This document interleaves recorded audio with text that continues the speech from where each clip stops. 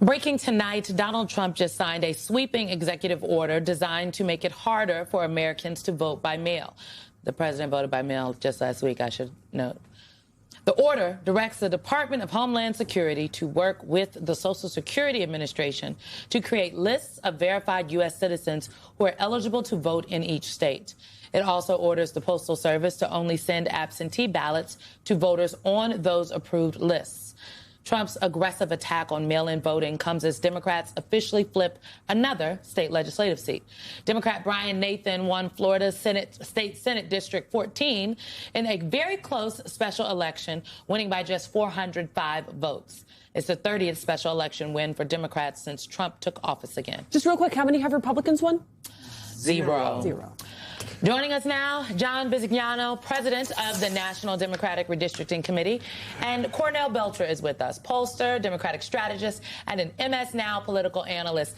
What we started with, the breaking news, is crazy. It's so crazy what he just did. So crazy. I'm sorry.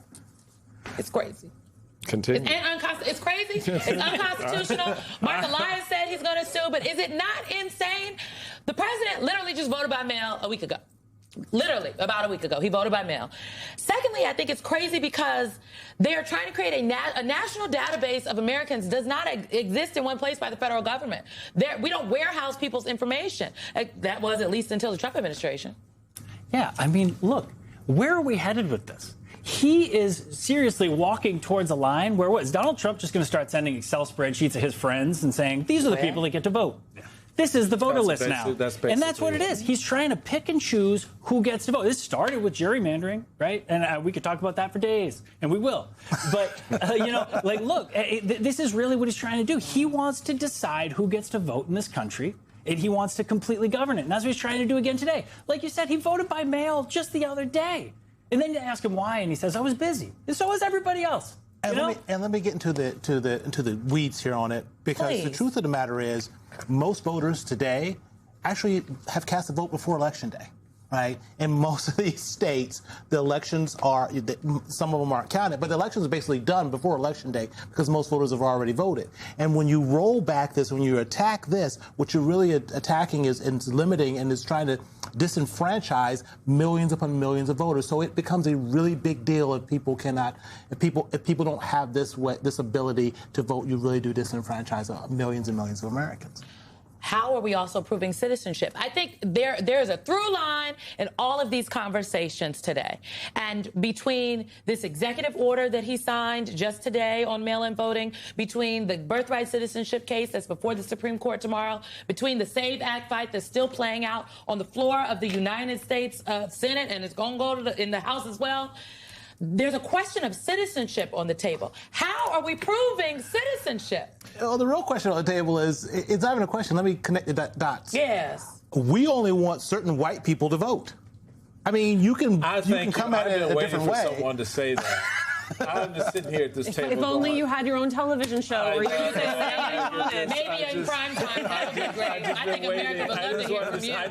I just wanted this conversation to marinate the way it has, because I want America to appreciate exactly where we are at this moment. And it is so profoundly un-American what we see playing out. I cannot believe I have greater faith in the American people than Donald Trump clearly does. Certainly than any Republican in the United States Congress right now, if they get behind this crap.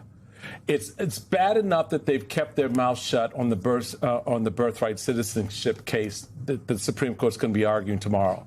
But they know damn well how they elect Republicans, how they have Democrats who support them vote for them, how they have independent voters vote for them, and they don't give a damn about the color of their skin, where they're from. They just want to make sure they get to the ballot box and vote. And ma'am, here's your ballot, mail it in.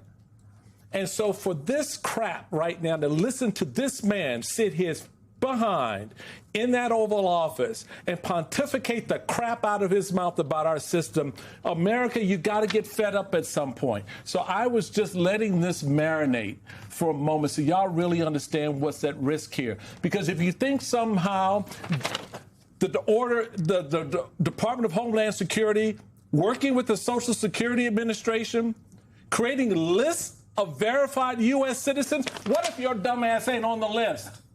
What if you aren't on the list? What you gonna do? And also, what if you are? And now what the if you government has are? all your information. Right. So this is the piece for me. When you allow this government to do what it is doing, at what point do you say, Donald Trump, we got this? Yeah. Am I missing something? No, but You're not. You're not missing anything. I mean, look, he's trying to build it out for himself. Look, like you said, Cornell, when you're organizing, I spent almost my whole life organizing, right? You're in the field, you're talking to voters, and what you're trying to do is just get them to vote. You're trying to get them to make a plan to vote.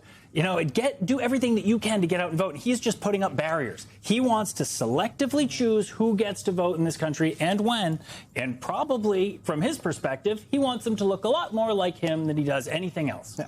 Yeah. Well, if you keep making it harder to vote, guess what? Less and less people are, in fact, going to vote. But back to your point, right? At some point, Middle America has to have skin in this game, right? In the end, Middle America has to have skin in this game. And what I am happy about, and I know it's one of our topics here, is that you do see Middle America reacting in parts of Red America when you look at the way that Democrats have been able to flip these seats. We're not talking about blue places. We're talking about red places. We're talking about seat after seat after seat that Donald Trump or Republicans have done well in, double digits in. You see it a swing back. So maybe the American people are telling us something. Yes. I also think it is worth noting that as much as this is Donald Trump, it's also folks like Governor Ron DeSantis carrying his water, because what we are watching in Florida is an example of the fact not just playing out nationally, it's playing out in the states. Thank you. Yeah, I mean, what we're seeing in Florida from a redistricting perspective is fascinating. Because Governor DeSantis, he's got a real problem on his hands. That state is already gerrymandered terribly. And we know that, right? Like, that is a gerrymandered state. Meaning the maps are wonky? Meaning the congressional map. DeSantis drew it They himself. redrew it already, right? Didn't he redraw it not 2 years ago? Yeah, he redrew it. He commanded this map look exactly like it does. And now, just 2 years later, he's saying, or 4 years later, he's saying, well, maybe I could make it 5 seats better for Republicans. That's absurd. And we're seeing these special election results happen time and time again, especially in Florida. Look, he's going to have a lot of problem redrawing that map to try and shape what he thinks is going to be a better electorate for Republicans. But you know this better than most.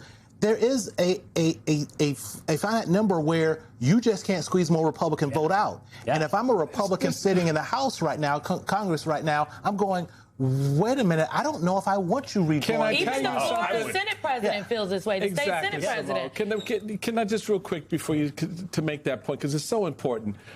Something I learned in my early battles on redistricting when I sued the governor of Maryland over the map they drew in 2000. And we went and we looked at the maps, and they trying to draw Republicans out of existence. And they did over the next 10 years. We got it from 4-4 to 1, right? What I learned in the process is that you can draw the map however you vote, especially in this environment, and we're seeing this to both your points about the special elections. It does not tell you how your voters are going to vote, because that's just a line in the neighborhood.